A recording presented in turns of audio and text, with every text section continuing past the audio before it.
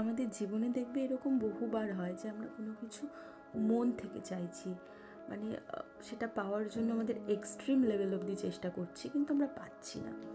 এবার সেটা তখন গিয়ে পাচ্ছি যখন সেটা আমরা চাই না, মানে এতটাই দেরি হয়ে গেছে যে সে পাওয়ার অনুভূতিটা, পাওয়ার আনন্দটাই চলে গেছে। বা অথবা অলরেডি আমরা অন্য কিছু চাই, মানে মানে অন্য কিছু চাই, সেটা পেয়ে গেছি, তো যা আগে চাইতাম সেটা এখন ভাবলে উল্টে ইটস ফিল ব্যাড।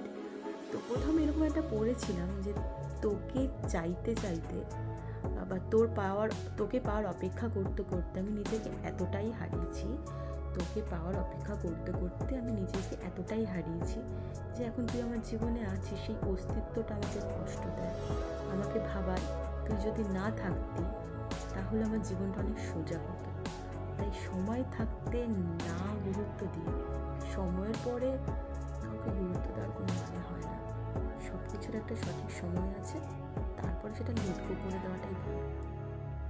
আপনাদের কি মনে হয়?